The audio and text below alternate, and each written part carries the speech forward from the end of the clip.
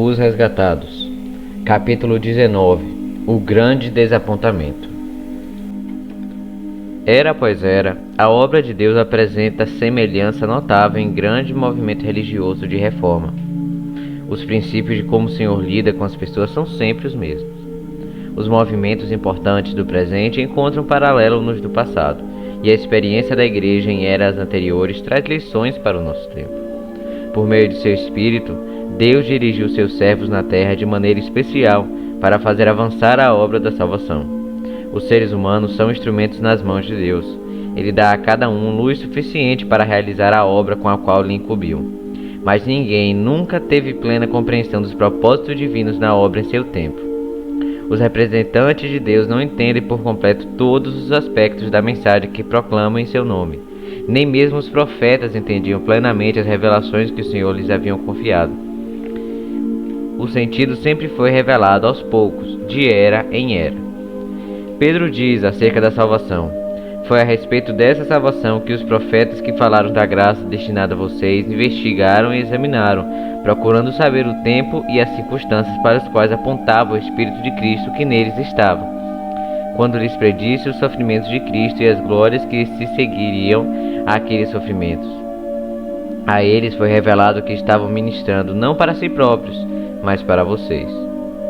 Que lição para o povo de Deus da era cristã! Aqueles homens santos de Deus investigaram e examinaram as revelações que Deus concedeu para as gerações que ainda não haviam nascido. Que repreensão para a indiferença amante do mundo que se contenta em declarar que ninguém é capaz de compreender as profecias. Às vezes, a mente dos servos de Deus fica tão cega pelas tradições e pelos falsos ensinos que eles só conseguem entender parcialmente as coisas reveladas em sua palavra.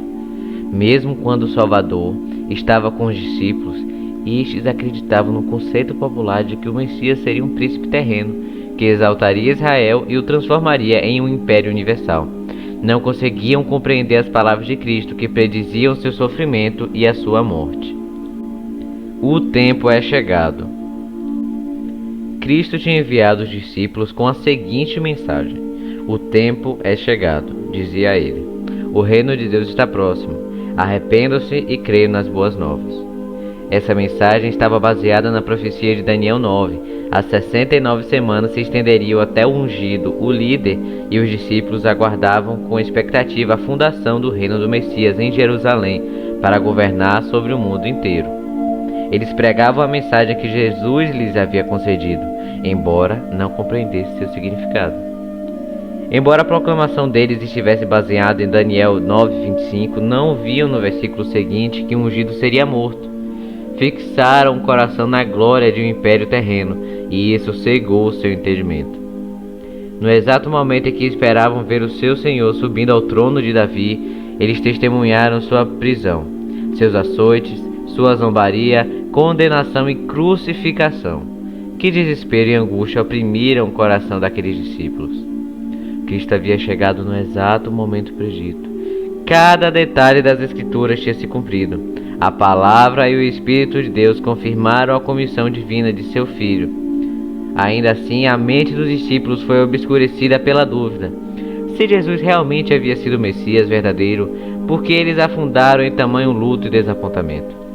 Essa foi a pergunta que torturou a alma dos discípulos durante as horas, sem esperança daquele sábado entre a morte e a ressurreição. Entretanto, Deus não os abandonara.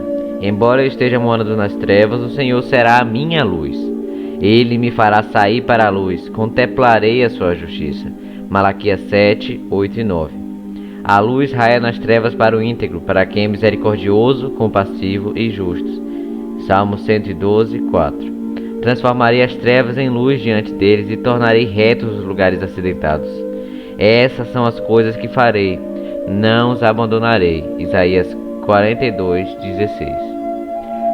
A proclamação feita pelos discípulos estava correta. O tempo é chegado. O reino de Deus estava próximo.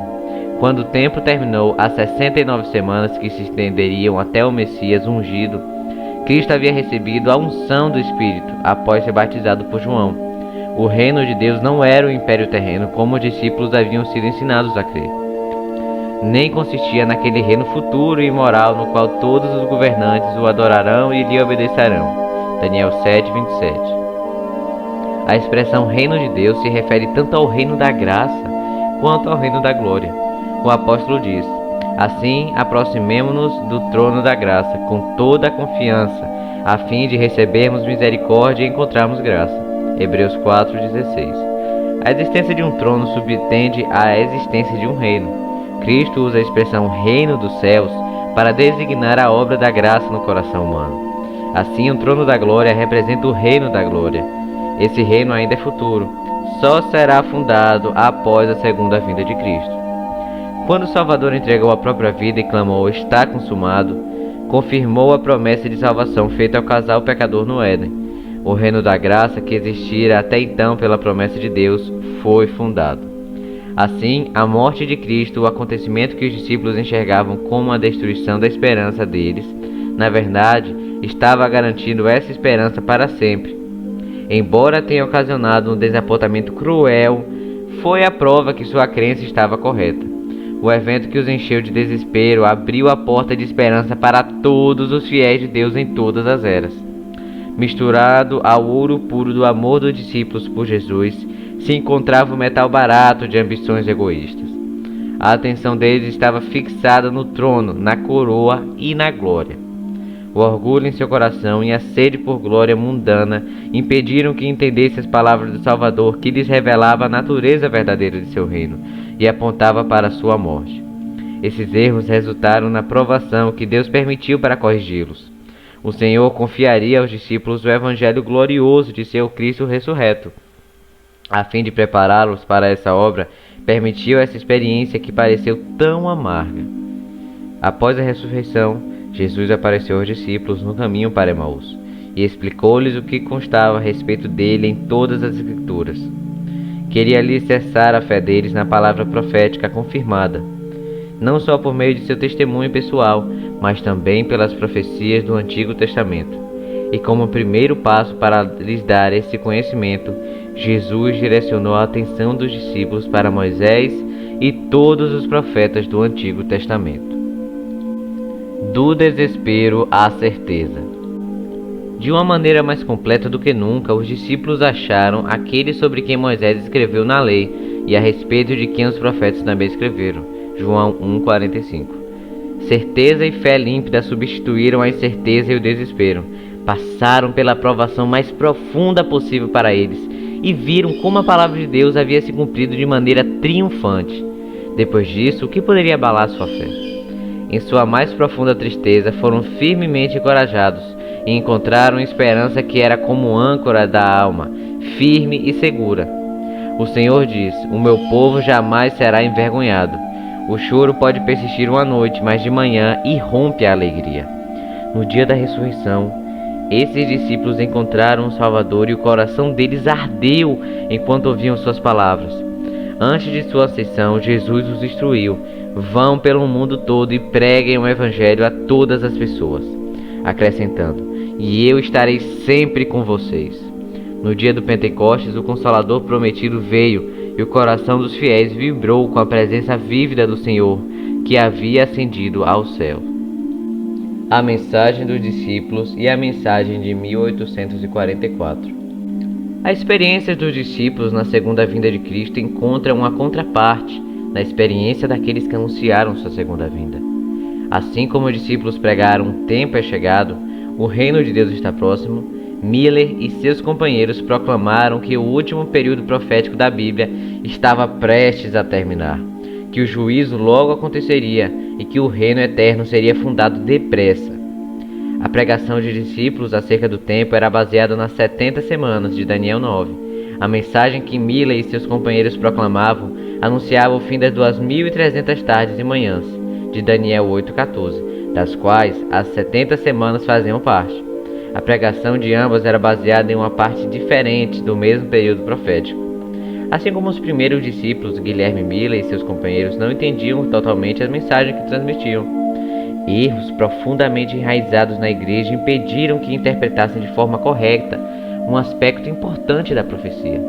Por isso, embora anunciassem a mensagem de Deus, não compreendiam todo o seu significado e sofreram esse desapontamento. Miller adotou o ponto de vista muito disseminado de que a terra é o santuário e acreditava que a purificação do santuário representava a purificação da terra pelo fogo quando Jesus voltasse.